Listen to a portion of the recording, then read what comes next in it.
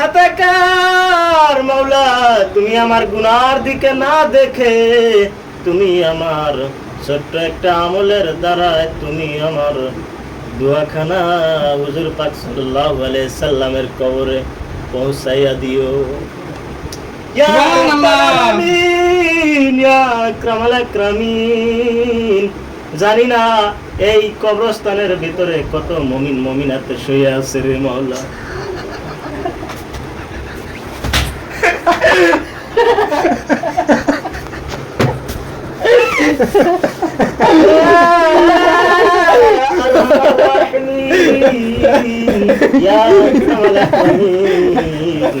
জানি না এই পৃথিবীর ভিতরে কত মানুষ, কত মুমিন মুমিনাত মাওলা হসপিটালে পড়ে আছে রে মাওলা। তুমি তো ডাক্তারের ডাক্তার, হাকিমের হাকিম, উকিলের উকিল রে মাওলা। তুমি ইচ্ছা করলে সবই করতে পারো রে মাওলা।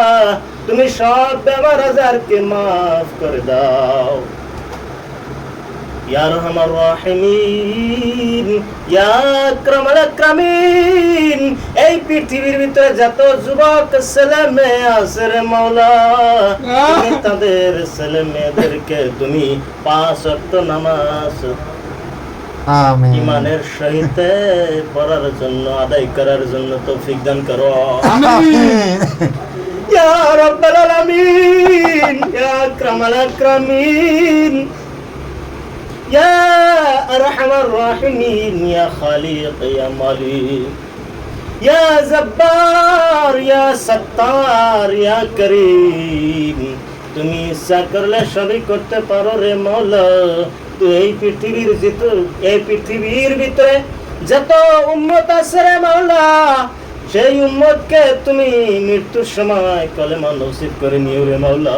আল্লাহ ইয়া আকরামাল আকরামিন, ইয়া আরহামার রাহিমিন। আমি গুনাহগার খাতাকার হয়ে বলতেছি রে মাওলা। ইয়া রাব্বাল আলামিন, আমার গুনার দিকে না দেখে তুমি আমার দোয়াখানা কবুল মঞ্জুর করে নিও রে মাওলা। আমিন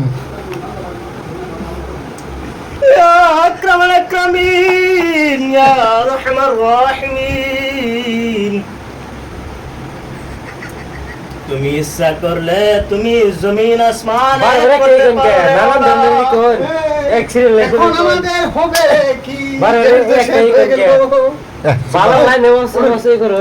শুন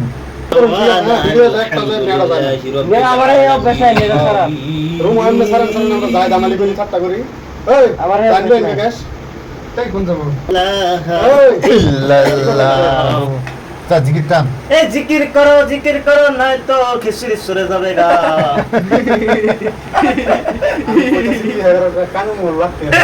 কিছু এই নিয়ে